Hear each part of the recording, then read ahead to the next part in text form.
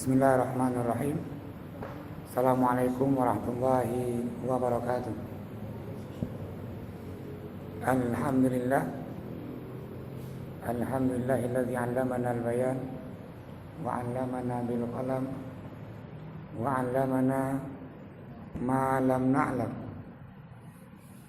Asyhadu an la ilaha illallah wa asyhadu anna Muhammadan abduhu wa rasuluh.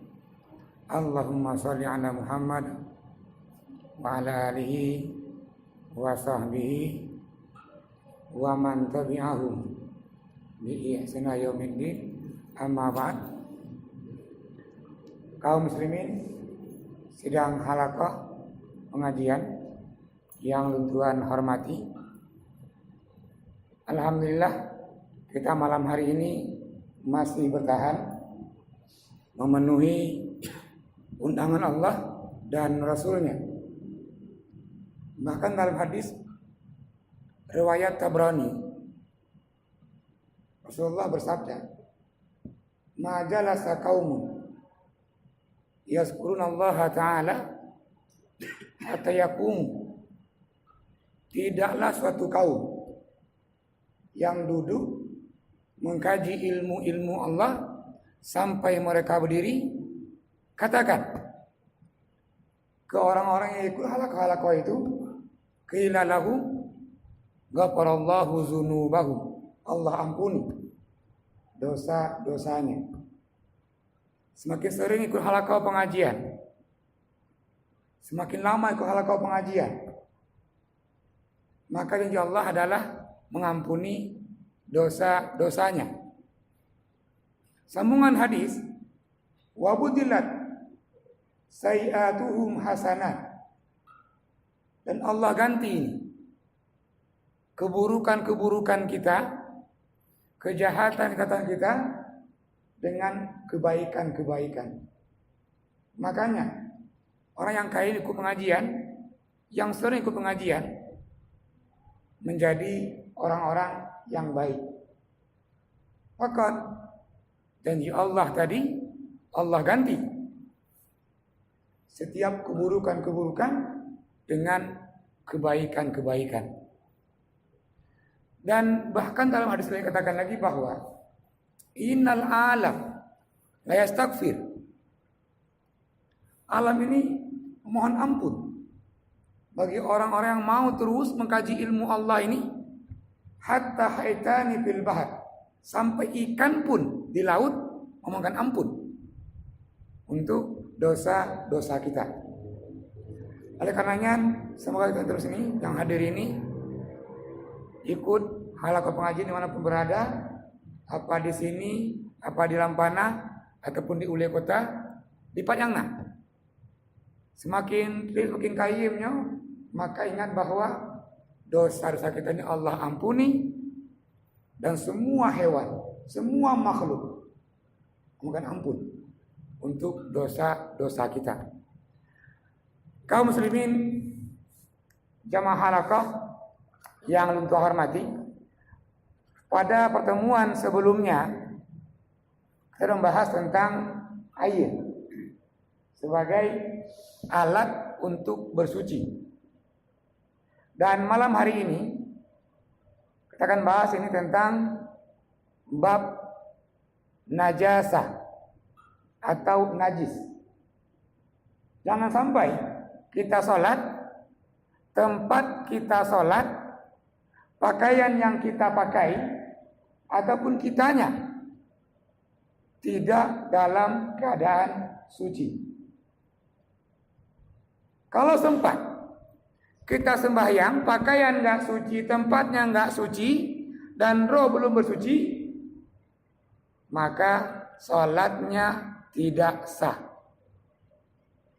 Yang nahi mentong, capek aja. Oleh karenanya, bab najasa ini penting untuk dikaji, untuk kita ulang-ulang kembali. Supaya apa? Semua kita ini menjaga diri kita ini pas sholat itu dalam keadaan suci. Maka semua mazhab dari Hanafi, Maliki, Syafi'i dan Hambali sepakat bahwa suci itu syarat sah sholat. Kajiannya secara bahasa, ini najis atau najasa lawan dari tohara. Najis lawan dari suci. Kalau begitu orang yang bernajis tidak bersuci, atau orang yang suci tidak bernajis. Para ulama membagi 3 ini jenis najis ini. Yang pertama disebut namanya dia najasah mukhaffafah. Makna mukhaffafah ini HP, ringan dia, aku khafifun. Kalau begitu najasah mukhaffafah, najis yang ringan. Contohnya ini air kencing bayi yang belum makan apa-apa kecuali susu. Kencing dia, kena pakaian kita. Nah itu najisnya najis mukhaffafah. Cara membersihkannya, ambil air, bersihkan. Udah bersih. Yang kedua, ini mughallazah. Najis yang berat. Mana dia? Air liur anjing, babi. Ini berat. Karena dia berat, cara membersihkannya Rasulullah, idza walaghal qalbu fi ina'i ahadikum falyaghsilhu sab'an wa awwaluha biturab. Kalau tempat wudu kita kena air liur anjing, maka basuhlah dia 7 kali. Dan salah satu dari 7 bono menggunakan tanah. Ini najis berat. Antara yang ringan, yang berat, namanya dia mutawasit. Cikalan, ketika orang main bola, satu tim, di tengah-tengah ada dia namanya wasit. Wasit penengah dia. Maka najis yang menengah ini, dia tidak ringan, dia tidak berat, namanya dia mutawasitah. Dari kata wasata. Nah, cara membersihkannya cukup siram sampai hilang bentuknya, hilang warnanya. Mungkin nanti karena banyaknya kita bersihin berkali-kali, hilang dia cairannya, namun terkadang tinggal bekasnya. Itu dimaafkan. Setelah berkali kita cuci, pakai sabun sudah, pembersih sudah, tapi nggak hilang juga. Nah, tinggal bekas masih. Nah, maka ini dimaafkan. Ini jenisnya. Namun juga secara lahiriah, najis dibagi 2 dia. Yang pertama najis ainiyah. Apa ainiyah? Tengok. Dalam bahasa Arab, mata itu dia ainun. Dalam bahasa Arab, ini mata ainun. Najis yang nampak ketika orang kencing, nampak kuning airnya, kan nampak dia. Ini namanya dia najis ainiyah. Nampak dia. Yang kedua, najis hukmiyah. Dia ada tapi nggak nampak. Ini kalau set misalnya udah kencing seorang 3 hari yang lalu, mungkin warna udah hilang warnanya. Namun karena nggak disiram, dia masih ada. Najis itu, maka itu disebut dengan an-najasah hukmiyah. Najis yang dia sifat hukumnya masih najis. Mungkin sebagai pengantar, ini Bapak, tadi 3 jenisnya, mukhaffafah, mutawasitah, mughallazah, dan juga dalam bentuk lahiriahnya tadi, dia najasah ainiyah dan najasah lagi dia hukmiyah. Yogo kita bahas kitab detail nanti. Silakan yang mau bertanya. Silakan. Karena najis kecil, nanti mana kata lap kalau mana kandung, mana kandung mana, jadi jangan pakai dan mana pakai banyak apa, mana yang mana, yang mana kandung mana apa, orang mana jangan kandung, ini mana kandung mana. Ya, terima kasih, Pak. Ini pertanyaannya, kotoran cecak, apakah dia najis atau dia nggak najis? Para ulama berikhtilaf pendapat tentang cecak, apakah dianya najis atau kotorannya najis. Kalau terujuk kembali, kenapa para ulama berikhtilaf pendapat tentang hukum cecak itu najis atau tidak? Yang pertama masalahnya adalah tidak ada hadis yang sharih yang langsung menjelaskan bahwa cecak itu najis misalnya, atau cecak itu nggak najis misalnya. Yang sharih disebut, banyak sebut ini tentang ikan, tentang belalang, tentang lalat. Disebut dalam sebuah hadis, ini rawahu Bukhari. Idza waqa'a adzubabu fi syarabi ahadikum, nalalat hinggap di minuman salah sirro wa'dal, falyaghmishu, tenggelamkan dia. Urianzahu, serta tenggelamkan, ambil, buang. Sambungan hadis, fa inna fi janahai, dua sayap tadi, ihdahuma daun, salah satu sayapnya itu mengandung racun atau penyakit. Wa ihda ukhra, ini dawaun, obatnya. Tengoji kopi, nalalat. Kita mau alaminya. Tenggelamkan aja. Paliagmisu. Namun benuji lalatnya. Tenggelamkan, ambil alatnya, dibuang. Makna bahwa lalat tidak najis. Dalam hadis yang katakan lagi bahwa uhillat lakum maitatani, dihalalkan dua bangkai, wadamani, dua darah, yang toh yang dua bangkainya falhutu wal jarrad. Hut maknanya dia ungkut, ungkut kamati jid apa jauh anda. Maka hadis ini uhillat lakum, dihalalkan.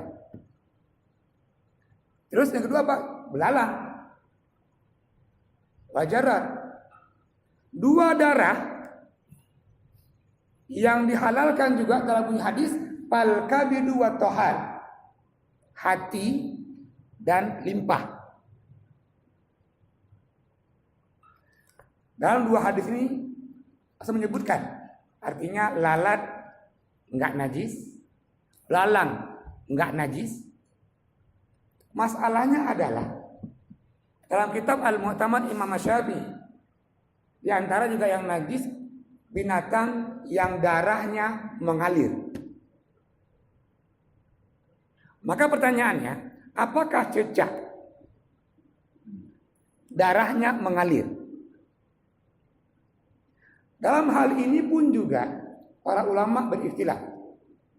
Dalam kitab Al-Majmu' Al-Muhadzab punya Imam Nawawi, jilid pertama halaman 19, disebutkan fa innal wazaga, wazaga makna dia cecak, laisa laha nafsun sa'ilah, dia bukan termasuk hewan yang darahnya mengalir. Sehingga kebanyakan para asy-Syafi'iyah yang menganut mazhab Syafi'i menempatkan cecak tidak najis karena dia nggak memiliki darah yang mengalir. Namun pendapat Imam Ahmad bin Hanbal dalam mazhab Maliki juga, dalam kitab itu Hasyiah ada Siki jilid pertama halaman 26 disebutkan juga itu. Pernyataan pengarang kitab menukil dari mazhab Maliki bahwa cecak itu al-wazagha nafsun sa'ilah, hewan yang darahnya mengalir. Maka dalam mazhab Hambali, dalam mazhab Maliki, cecak itu dia darahnya mengalir. Kalau begitu, bagaimana kita menghukumi? Maka yang perlu jawab pertama adalah, apakah cecak itu darahnya mengalir? Saya coba buka ensiklopedia tentang hewan-hewan. Nyatakan, cecak a group of reptile, termasuk dia hewan reptil. Kalau begitu, cecak kelompoknya dia cecak, ular, biawak, buaya. Ini reptil. Dan juga cecak dia punya paru-paru. Dan cecak juga darahnya mengalir. Nah, kalau begitu, cecak darahnya mengalir, maka cecak itu kalau dia mati, itu bangkai, itu najis. Terus, bagaimana hukum tainya atau kotorannya? Cecak termasuk juga hewan yang tidak dimakan. Bangkainya najis, maka kotorannya pun juga najis. Maka kalau masjid-masjid yang di situ banyak cecak, maka pengurus masjid dan BKM ini sangat hati-hati dengan kotoran cecak. Kalau dia kering, itu sapu, bisa. Ada kering. Coba bayangkan, kotor jatuh, masih basah. Kita sapu, disapu lengketlah najis. Kita punya hambal, dihambal lengketlah najis. Dan hambal ini dipakai untuk sholat, maka tempat sholat itu bernajis. Dan tadi awal tadi disampaikan bahwa yang mau sholat, yang sempurna sholatnya, yang sah sholatnya, tempat sholatnya suci, orangnya suci, dan pakaiannya suci. Nah, kalau begitu, lebih baiknya bagi masjid nanti yang banyak cecak-cecaknya ini, dan jatuhnya mungkin juga kayak jatuh durian, musim durian ini banyak jatuhnya, itu lebih baik nggak menggunakan hambal. Cara membersihkannya, kalau tainya sudah kering, disapu boleh. Tapi kalau basah, ambil kain yang basah, lap. Jangan sapu kalau masih basah. Kalau sapu ini, maka najis ini berserakan, menambah luasnya tempatnya. Maka banyak masjid Indonesia ini nggak menggunakan hambal. Dan bahkan Aceh juga banyak masjid yang menggunakan hambal. Apa tujuannya? Jatuh cecak dapat dibersihkan, disucikan dengan sempurna. Namun kalau pakai hambal tadi, ulang segotu, jatuh kita sapu, disapu ada najisnya, dihambal juga ada najisnya. Dan kita sholat di atas hambal itu, maknanya bahwa tempatnya tidak suci. Namun terkadang oleh terpegalagenya timbul masalah baru loh. Kan sayang Ustaz, ini urung kasedekah kibano, urung kawakaf kibano, kan berupa pahala deh. Ini masalah kita hari ini. Sayang urang kali wakaf mo. Kasedekah kan sih. Ini mahayu. Kan pahala. Buka surah Al-Hud ayat 115. Apa kata Allah? Wasbiri, sabarlah. Innallaha la yudhi'u ajral muhsinin. Allah enggak pernah lupa tentang pahala-pahala orang-orang yang berbuat kebaikan.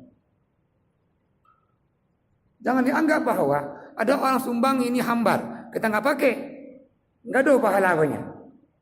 Jangan harap. Allah menjamin.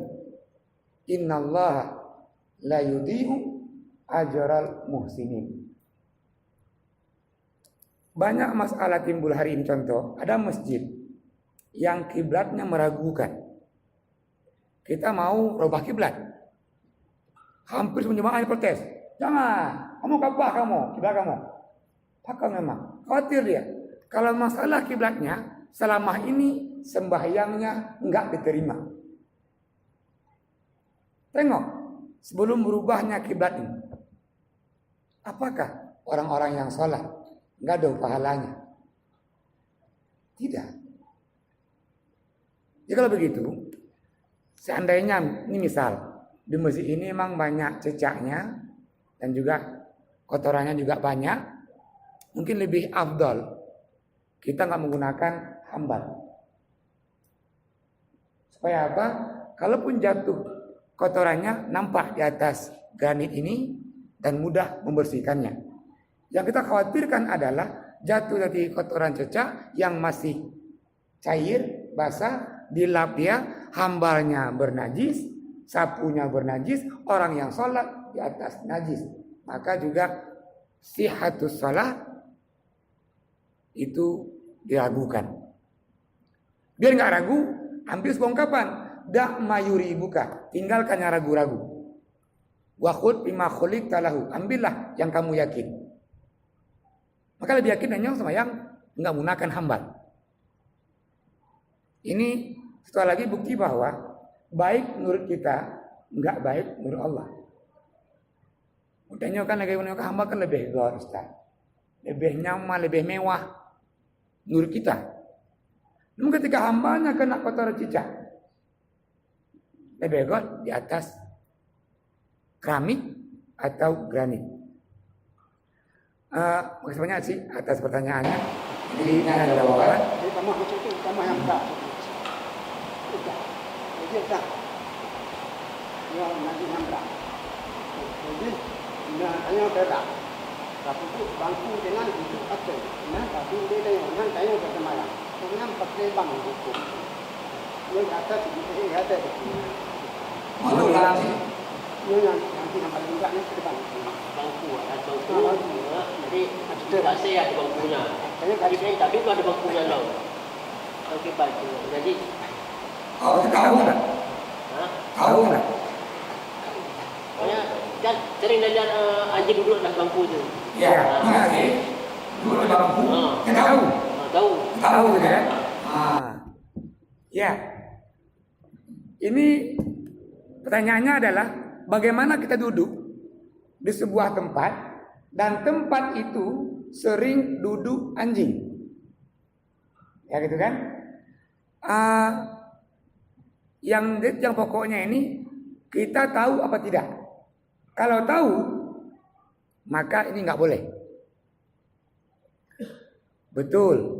Anjing itu dia najis kan ihabanya. Namun juga anjing sering dia menjilati tubuhnya. Maknanya ketika anjing menjilati tubuhnya tadi, maka air ludahnya lengket di bulu-bulunya.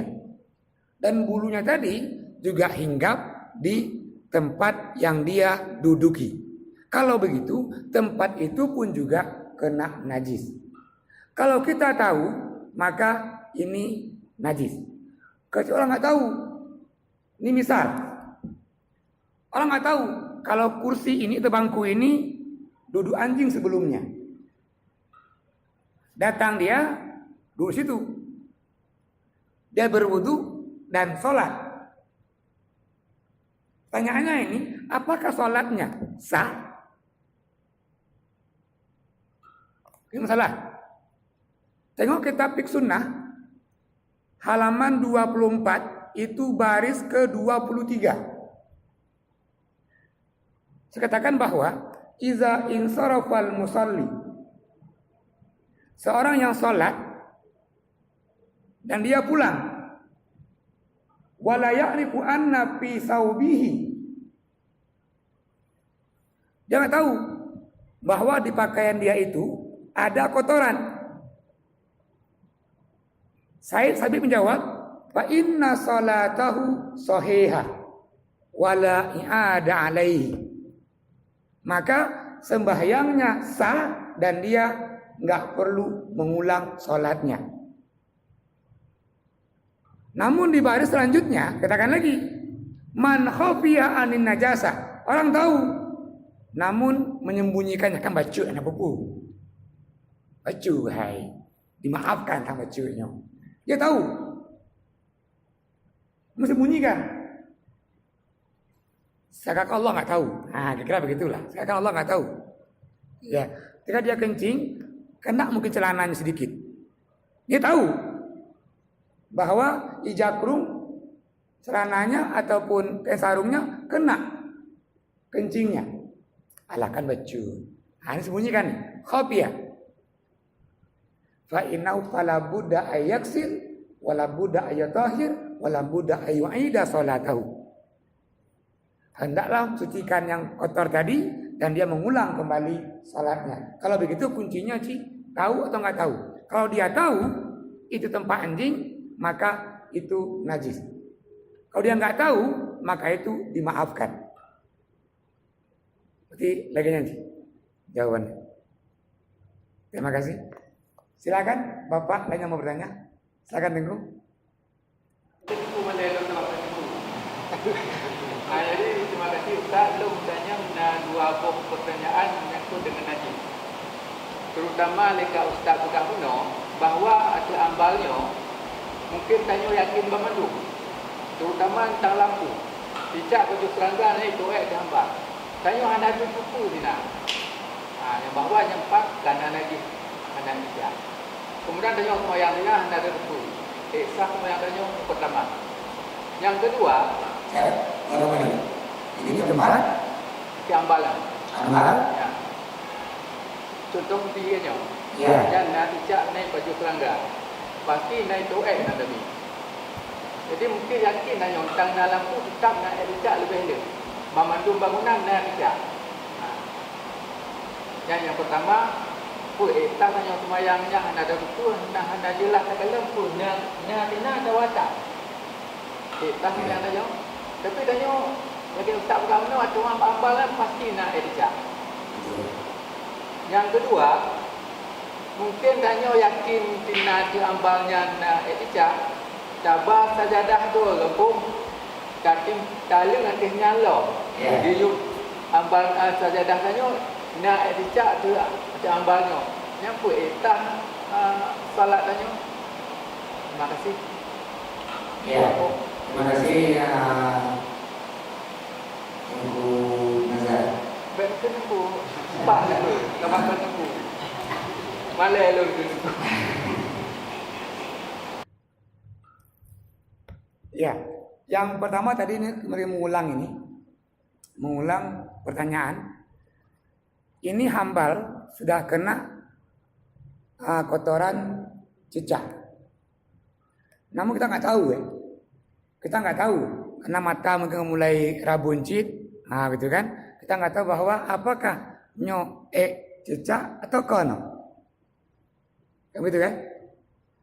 Pertanyaannya, apakah kalau kita sholat di atas itu sah? Yang pertama, jikalau kasusnya ini ada nampak seperti kotoran, ada keraguan, nyo pekon, ambil nyo pekon, cok nyo. Orang ragu ini tak kotoran cecak, tidak, iya tidak, ambil iyanya. Kalau gitu, ambil tempat yang tidak ada kotorannya. Jadi apa ini? Ini usaha menghindari najis. Namun kita nggak tahu mata juga kemuliaan dihilai. Makanya lagi tunggu. Nah, kita nggak tahu nih. Langsung kita sholat di sini. Dan kita nggak tahu itu dimaafkan. Artinya sembahyangnya sah. Sembahyangnya sah. Kenapa sah? Karena tidak tahu. Laisa alaikum jarahu mimma akhta'tum bihi. Ini Al-Quran. Jadi kesalahan yang enggak disengaja karena tidak tahu. Namun sambungan ayat idza ta'ammada, kalau sengaja ada pun nainan kotoran sama yang ini ta'ammada ini.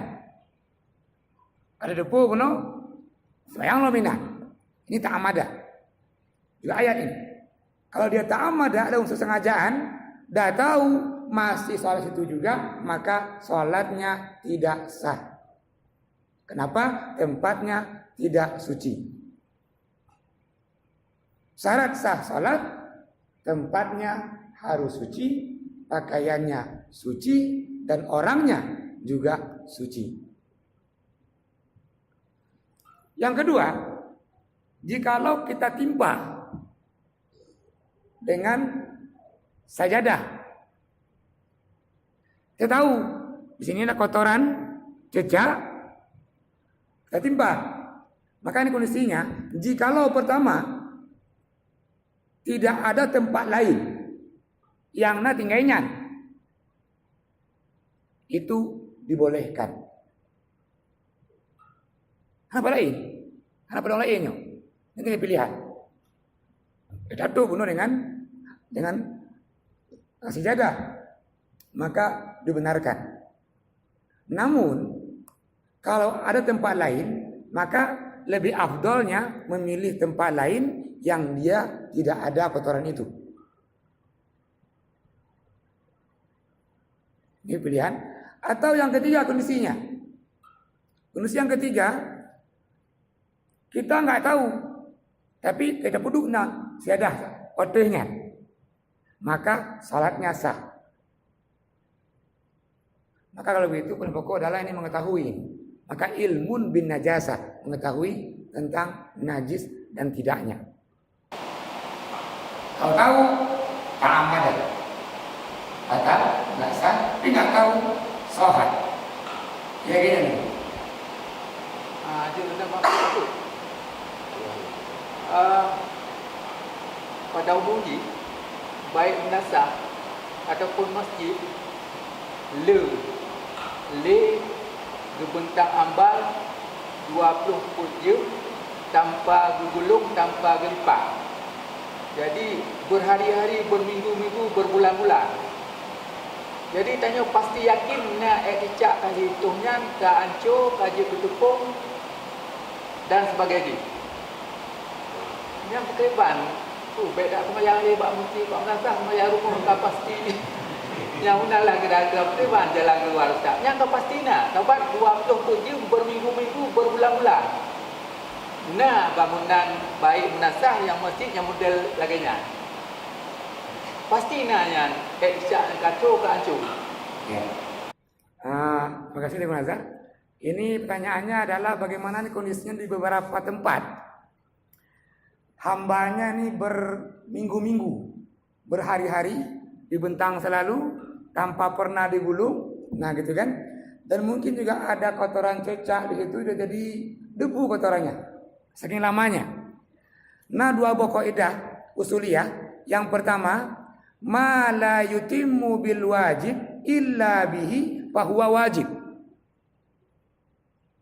Ma la yutimmul wajib, sesuatu yang wajib tapi enggak sempurna kecuali dengan itu.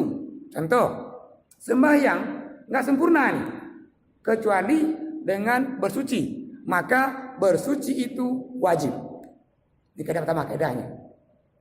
Langsung kode ma la yutimmul wajibu illa bihi fahuwa wajib. Sesuatu yang wajib enggak sempurna kecuali dengan sesuatu itu, maka sesuatu itu wajib. Sembahyang enggak sempurna kecuali dengan berwudu, maka berwudu ini wajib. Sembahyang nggak sempurna kecuali menutup aurat, maka menutup aurat ini wajib hukumnya. Yang kedua, darul mafasid muqaddamun ala jalbil masalih. Menghindari, membuang hal-hal yang merusak, ini lebih hebat. Ini hambal kadepun penuh. Berhari-hari, berminggu-minggu pasti naik. Maka langkahnya adalah gulung hambanya, jangan sembahyang gunakan hambal. Maka ini kita ambil kaidah kedua, darul mafasid muqaddam. Kita gulung hamba itu lebih baik. Nah, ini kan makna dari darul mafasid muqaddam. Ini kaidah usul fikih. Kaidah usuliyah. Darul mafasid. Kita ragu-ragu benar siapa sina. Oleh yakin malah yakin. Ragu le yakin nah. Karena kasihkan hari-harinya dibentang selalu menangkan kapasina inang kotoran cecak kayakin danyo, maka yang langkah lebih baik adalah gulung dan sembahyang tidak menggunakan hambal itu. Jika nawat lebih baik ada gulung sampul baju. Kita bersihkan dulu. Karena lagi nunggu al-yaqinu, ini kaidah juga. Yang ketiga, al-yaqinu la yuzalu bisyak. Yakin itu tanpa keraguan. Jadi biar ragu, gulung hambal itu, sapu tempatnya, bersihkan dan salat. Jadi yakin saja. Ketimbang kita ini sembahyang di atas keraguan. Nyo sapuhan, hanasa. Nah, gitu kan? Karena sapuhan, hanasa. Maka ini kaidah yang menjawab kaidah usul fikih tadi. Di malam ini nak lebih kaidah yang kita mulai benar. Yang pertama, ma la yutimmul wajibu illa bihi fahuwa wajib. Kalau begitu berwudu wajib, suci pakaian tempat wajib. Nah, gitu kan? Nah, dia tampaknya harus sembahyang. Maka itu wajib. Kaidah yang kedua, darul mafasid. Meninggalkan hal-hal yang merusak ini. Tak sembahyang ada hambal. Karlo dibuang hambalnya. Gulung hambalnya, sembahyang tidak di atas hambal. Kira-kira lebih kuat. Terima kasih banyak. Silakan Bapak yang mau bertanya.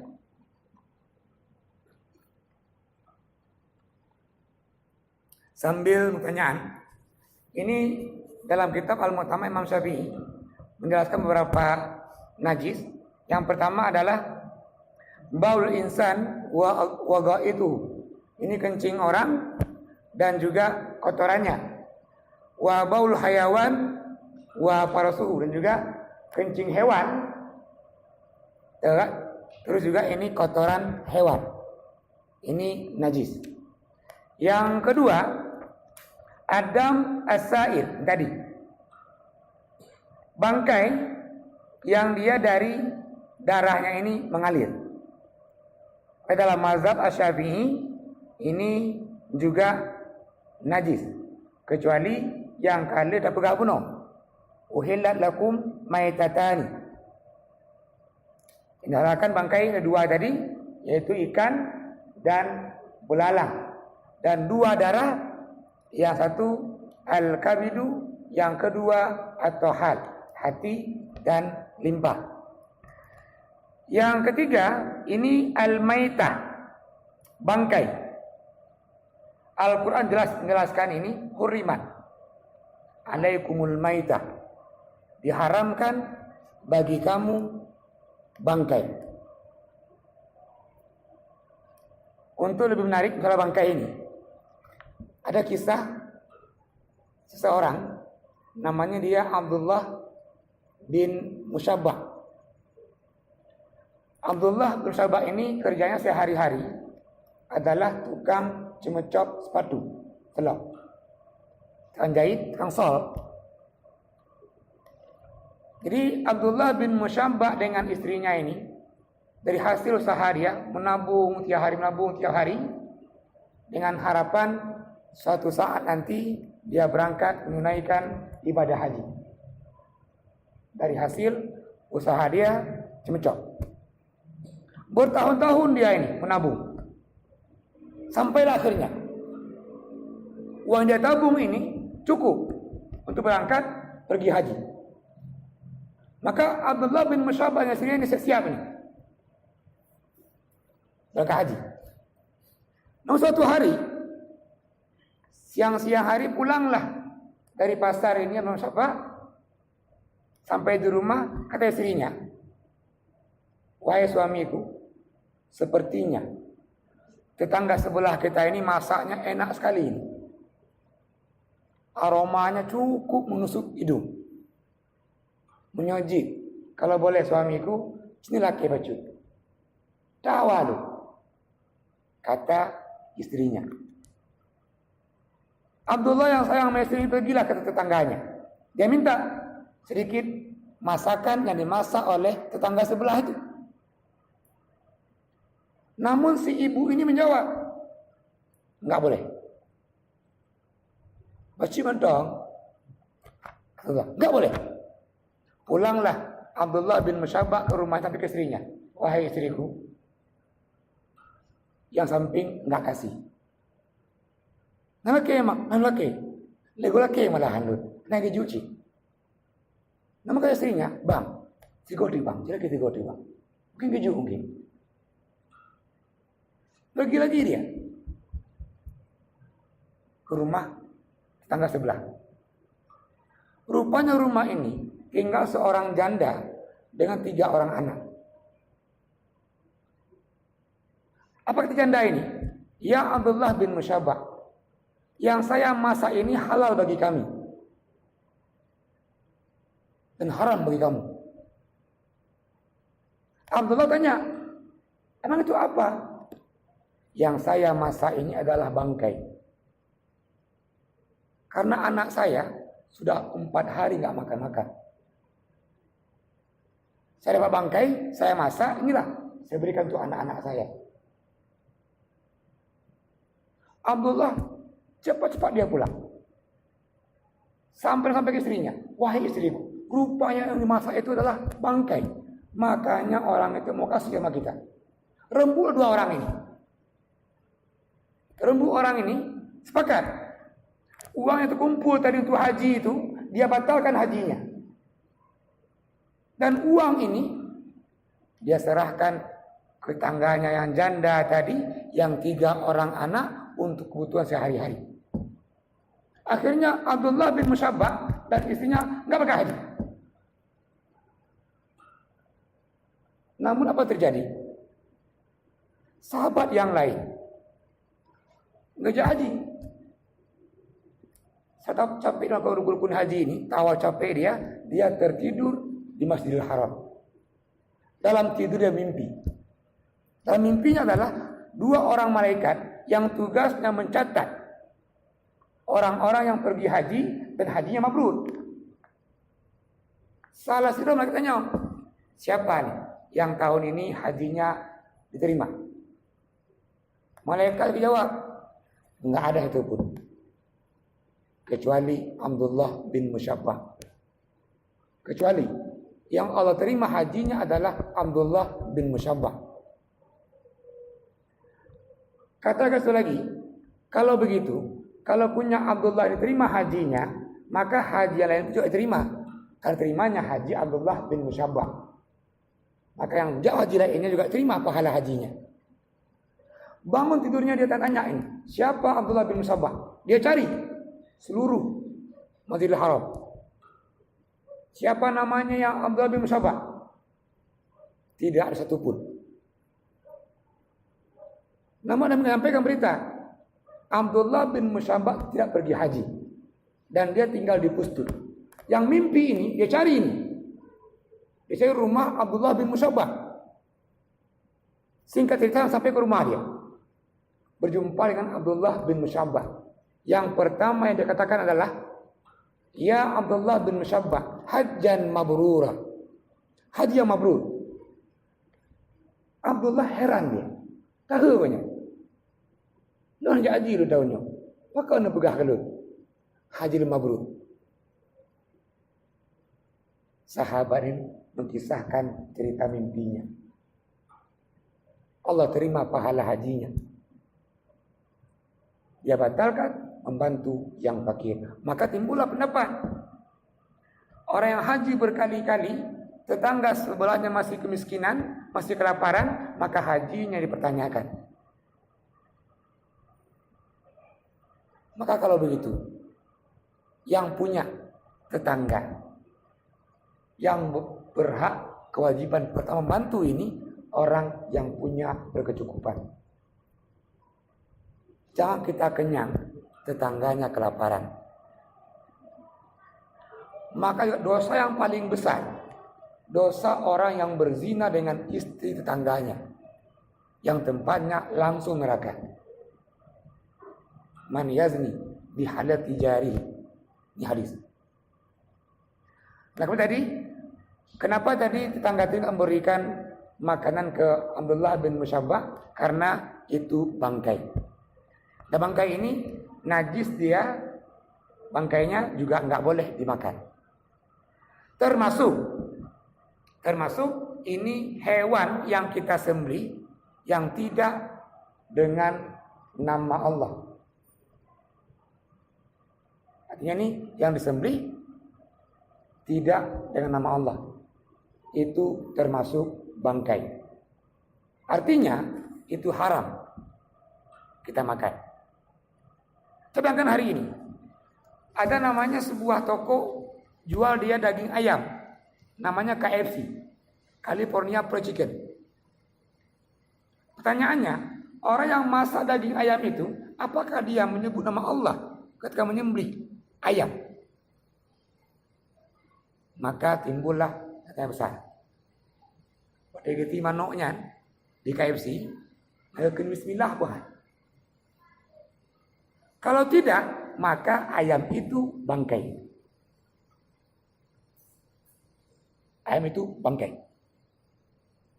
Karena ayamnya nggak disembelih dengan nama Allah. Orang usaha punah hanya. Mungkin langkah yang paling tepat adalah hindari KFC. Yang pertama yang punya orang Muslim. Ini ada Amerika. Kita nggak tahu pasti ini. Apakah ayamnya disembelih nama Allah tidak? Kita nggak tahu. Allah alam. Mungkin ragu tadi hindari. Maaf. Kita agak sedikit menyimpang. Kita akan cenderung sering membeli di tempat yang murah-murah. Walaupun bukan orang Islam yang jual. Bahkan belanja di Cina, dimurahin. Ada orang Muslim yang jual, mungkin mahal 1.000, mahal 2.000. Kita hindari mahal 2.000 ini dan cenderung membeli di tempat Cina yang dia non-Muslim. Di tempat orang-orang kafir yang dia nggak Muslim. Karena mahal 1.000, karena mahal 2.000. Kamu go ide, murah. Murah 1.000. Murah 2.000. Namun kita cenderung menjual akidah kita. Hari ini Pak, ini akan mulai Desember. Tanggal 16. Tanggal 25 Desember ini hari Natal. Dan banyak kita hari ini sangka biasa mengucapkan selamat Natal, semangat tahun baru. Kita ucapkan selamat untuk orang-orang yang bukan Muslim. Pertanyaannya adalah bagaimana hukumnya mengucapkan selamat Natal ke orang-orang yang dia jelas-jelas ini tidak Muslim. Orang-orang Quraisy dulu pernah menawarkan, ya Rasulullah, wahai Muhammad, menaman dong. Uro kan, dah sembah Tuhan rat. Malam sama Tuhan kamu. Ejit, turunlah ayat. Qul ya ayyuhal kafirun. Jelas ini. La a'budu ma ta'budun. Maknanya, ketika kita mengucapkan selamat Natal, maka secara akidah kita membenarkan bahwa Isa itu anak Tuhan. Mengucapkan selamat Natal secara akidah, dia benarkan bahwa Allah itu punya istri. Ini tanpa sadari ucapan yang singkat itu selamat Natal itu menjual akidah. Ini pegang. Bak ngongon danyo, bak ane-ane danyo. Yang sampai ini, yang kita hari ini Muslim mengucapkan kalimat ini bagi orang-orang yang non Muslim. Maknanya kita menjual akidah kita. Karena ucapan itu kan nyatakan kita pun setuju, kita mengakui. Kan ini jelas ayat katakan, Inna dina indallahi Islam. Jelas. Tengok ayat, la yuqbala. Ada bahasa dia lan yuqbal itu. Lah kajian bahasa nahu ini, lan ini enggak pernah sama sekali. Kalau dia hanya la, tidak, mungkin dia ujung-ujung nanti. Karena la itu namanya nafiyun, biasa. Kalau udah lan dia, la yuqbal. Allah akan terima agama selain agama Islam. Jelas ayatnya. Nah, hari kita ini biasa, sangka biasa, kita ucapkan selamat Natal, selamat tahun baru. Semoga Roh Kudus memberkati. Ini bukan bahan dari pluralisme. Orang-orang pula mengatakan begini, ya kan agama semua sama. Baik dia Konghucu, Nasrani, Kristen, semua sama. Hanya kan jalan berbeda-beda. Tetap satu Tuhan. Ini bahasa. Namun agama kita jelas. La a'budu ma ta'budun. Wala antum a'buduna ma a'bud. Jelas agama kita ini. Kami enggak menyembah yang kamu sembah. Dan kamu juga akan menyembah yang kami sembah. Jadi asbabun nuzul ayat ini, Al-Kafirun ini nih. Orang-orang Quraisy minta tawar-menawar.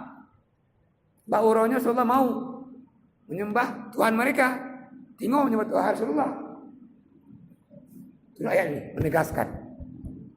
Jadi walaupun agak bocor menyimpang, ini perlu hari tadi bahwa menyembelih hewan yang tidak dengan nama Allah, maka itu adalah bangkai dan itu haram untuk dimakan.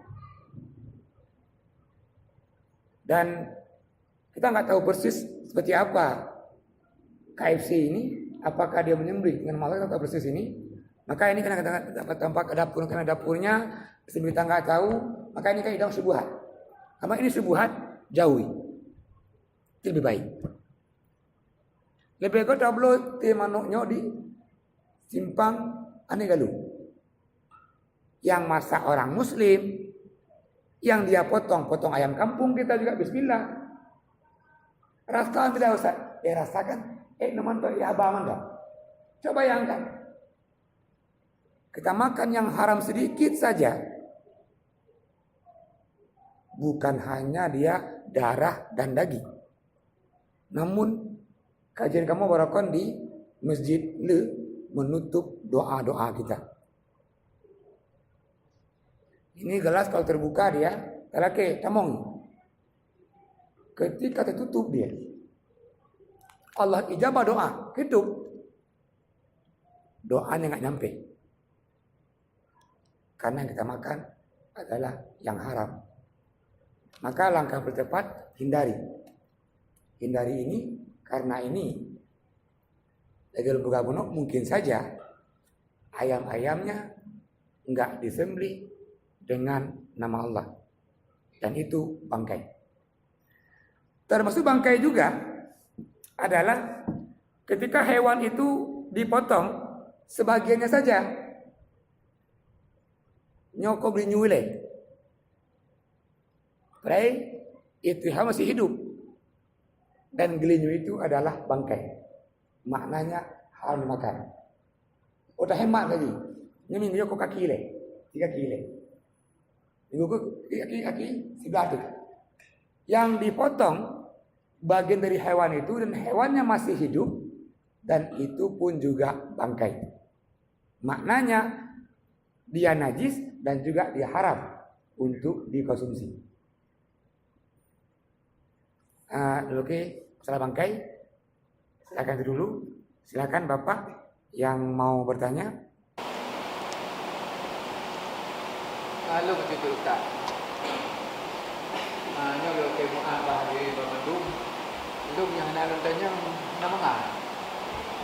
Nyo laki muah lo menyona urun usaha menuk potong. Dalam arti sehubungan dengan bangkai Ustaz Begah. Mungkin kali rukun. Bismillahirrahmanirrahim. Onte di putanya, mana tengah hudek macam onte iji hulenya. Goh rumpus nyawa dia lah. Tengah hudek di rumpus. Yang tu nak ikut bangkai Ustaz. Terima kasih. Pertanyaannya adalah, ini hewan sudah dipotong, mengucapkan nama Allah, Bismillahirrahmanirrahim, Allahu Akbar. Namun prosesnya enggak Islami, diputar-putar, diputar hewan itu, dan bahkan juga mungkin belum mati total dia. Maka yang lainnya ini enggak bangkai, namun dia mengikuti sunnah. Sunnah kita menyembelih hewan setelah menyebut nama Allah adalah lepaskan dia dan pastikan bahwa hewan itu sudah meninggal. Sudah mati biasanya. Sudah mati. Nah, setelah itu baru kita kuliti. Namun jika sudah bacakan Bismillah Allahu Akbar, belum sempurna dia matinya, kita kuliti, kita rebus. Gitu kan? Ini dia enggak sunnah. Enggak sunnah. Namun hewan ini enggak bangkai. Halal untuk dimakan. Makan. Karena bunyi ayat ma'uhillah. Ma'uhillah Dugairillah. Nantinya jangan nyembelih ini dengan nama Allah. Artinya ini sudah tidak, artinya dia boleh dikonsumsi dan dia tidak haram. Iji. Cuma ini prosesnya yang salah. Nah kan, yang kurang manusiawi. Ya, misalnya kurang manusiawi. Kalau bahasanya akhlaknya kurang. Yang tinya kurang akhlak. Anaga prehele mati baru diproses, kan? Langsung diproses. Namun ini halal, namun tadi prosesnya tidak manusiawi. Silakan. Sambung dah kukunya. Ini masalah mana potong. Dia tempat kalau letak ya. Jadi yang potongnya dah kalau di segi bagian orang handal tu orang itu paling enak. Ya, potong kadang belah jadi sering kali. Ya, ini kadang perasaan lagi ni makan sah tu. Iban hijau dengannya. Nah, iban untuk itu pakai je kan. Terima kasih Ibu Merah. Nabi katanya ke Aisyah, ya Umairah, la tafkaniha. Ini kan panggil sayangnya. Kemudian setelah ke istrinya Aisyah, ya Umairah. Menyambung tadi juga, ada orang usaha dia ayam potong. Dia menyembelih dengan nama Allah. Namun caranya dan nama-nama itu belum tentu nama Allah. Kita enggak dengar apa dia apa diucap, enggak tahu kita. Betul dah. Kita anak-anak kita. Ya.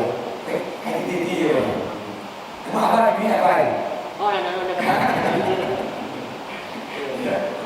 Kan ini benar. Abang ini benar mungkin baca Bismillahirrahmanirrahim. Akan lagi kan? Ya. Jikalau ada pilihan lain, makanya juga ini juga pedagang sebenarnya harus paham juga. Yang punya usaha-usaha ini harus paham dengan apa yang dia jual dan juga paham agamanya. Orang yang potong rambut misalnya, usaha dulu kokou. Rambut yang terpotong ini dia kumpulkan, dia bakar. Contoh pengusaha potong rambut nggak paham agama. Bunyi ayat Dalam surah Al-Isra itu ayat ke-70, apa kata Allah? Walaqad karramna bani Adam. Kami muliakan Bani Adam.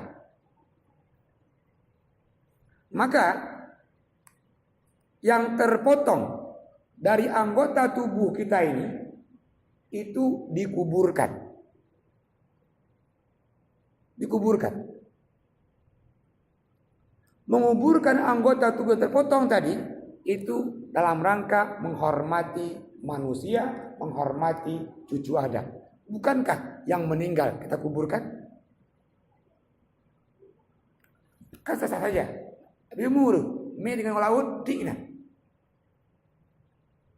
Tidak dikuburkan. Menguburkan jenazah dari memandikannya, mengafaninya, menyolatkannya, menguburkannya dalam rangka memuliakan manusia. Allah saja ini memuliakan manusia. Bunyi ayatnya laqad karamna. Nah, Allah, kami muliakan kata Allah. Anak cucu Adam. Allah memuliakan. Kenapa kita tidak muliakan diri kita? Maka anggota tubuh terpotong ini, kuku terpotong. Hari Kamis, Jumat, Senin, yang sunnahnya potong kuku, potongannya sunnahnya dikuburkan. Yang punya usaha tadi potong rambut, maka rambut itu jangan dibakar. Kumpulkan rambut itu dan dia dikuburkan. Maka menghormati yang pou kuno. Ada orang kecelakaan, kakinya payah dipotong. Amputasi, bahasa kedokterannya amputasi. Maka potongan ini pun juga dikuburkan. Namun jangan disolatkan. Potong kaki tadi dikuburkan, jangan disolatkan. Yang ada dia solat jenazah. Dan kaki itu bukan jenazah. Kalau mau keras-keras, berkeluh-keluh doanya. Ayah Ustaz, salatkan cik. Oke lah, kaki itu salatkan. Apa niatnya? Sengaja aku salat atas kaki ini. Kan tidak niatnya. Maka kaki yang terpotong itu, anggota tubuh yang terpotong itu kuburkan.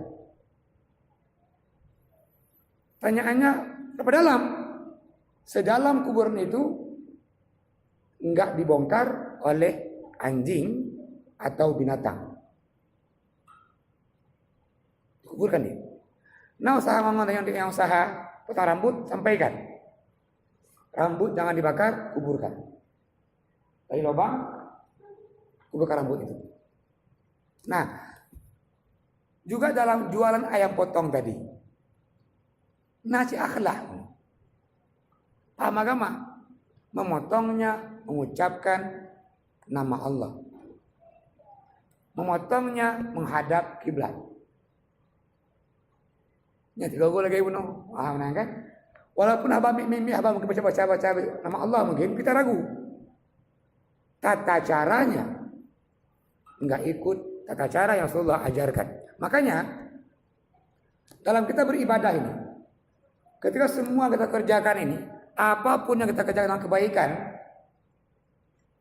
sesuai dengan tata cara tadi, itu bernilai ibadah. Pernah kita kaji dulu kalau Ramadan, sebuah ibadah Allah terima dengan dua syarat. Yang pertama ikhlas, yang kedua ittiba. Apa ini ittiba? Mengikuti tuntunan Rasulullah. Ini ittiba. Ada orang subuhnya 4 rakaat, Ustaz ikhlas dulu Ustaz. 4 rakaat subuh, tanggungnya 4 rakaat subuh. Rasul mencontohkan hanya 2 rakaat. Artinya yang 4 ini tidak ittiba. Karena enggak ittiba, enggak sah. Kan kalau lebih, walaupun lebih. Mengukurin ini, apakah ibadahnya huranya ke ittiba atau galam? Yang pertama, ketahui dalilnya. Itu dalil. Ada enggak ayat Al-Quran? Ada enggak hadis Nabi? Ada enggak pendapat sahabat? Ada enggak pendapat ulama dalil. Tahu dalilnya, yang kedua ketahui bilangannya. Padumbo. Subuh 2 tadi. Dah bubut. Bilangannya enggak cocok. Terus yang ketiga, ketahui dia waktunya. Setiap perintah agama ini dia punya waktunya. Waktunya. Mau nyembelih kurban, waktunya setelah solat Id. Yang menyembelih sebelum solat Id, maka itu sembelihan biasa, bukan kurban. Kalau mau zakat fitrah, serahkan sebelum solat Id. Yang menyerahkan fitrah setelah solat Id, zakat fitrahnya dianggap sedekah biasa. Kalau mau haji, waktunya Zulhijjah, haji Ramadan, haji Syawal, karena waktunya. Yang keempat, tempatnya di mana? Di Ulai Kareng atau punya Abu Madinah itu ada dia miniatur Ka'bah. Jak tawaf kena tu juga. Apa gak? Tu kali haji, Pak Haji Ulai Kareng. Haji yang enggak sah. Kenapa kalau mau haji ya di Mekah? Ke Ulai Kareng. Yang kelima, jenisnya. Allah Rasul menjelaskan kalau mau kurban jenisnya unta, lembu, kambing. Ada orang lu lebeng besar. Jadi pakai lumlo gajah. Kau banyak dagingnya. Kita bagi bagi ini. Sembelihlah gajah. Tengok jenisnya. Apakah jenis gajah ini termasuk hewan yang Allah perintahkan untuk berkurban? Tidak. Tak lebih mahal, tak lebih rahim, hanasah. Karena jenisnya. Terakhir, kecil merah, tata caranya. Maka juga menyembelih itu juga punya tata caranya. Yang masalahnya kecil lagi buah no. Yang Mekah nama pun tata cara. Kaiti mana orang laro no ji. Ah kan menang kan. Walaupun haba mek. Kita ragu bunuh kaidahnya usuliyah dak mayuri buka tinggalkannya ragu. Kagak menang. Belum manuk yang udi mendok. Nah, tahu kan. Pokok apa? Ragu dong mendok. Pokok ragu ni sikit lagi nya. Ke mahal ragu. Namanya kau diundang belum? Ah, diundang belum? Dia belum yang kasih isinya. Belum yang udi. Kasih kira. Ah, jadi mana? Ya, jaga yang kasih merah. Bapak dan semua kaum yang berhadir, ingat di waktu sudah sampai. Dan alhamdulillah kajian kita malam hari ini tentang najis 30 loh. Artinya ini ke depan masih seputar najis. Sambungan ini sampai disempurnakan dengan harapan apa? Kita sholat, kita suci, tempatnya suci, dan sembahyang menjadi sah. Mari tutup dengan kafarah majlis. Mohon maaf atas kekurangan. Assalamualaikum warahmatullahi wabarakatuh.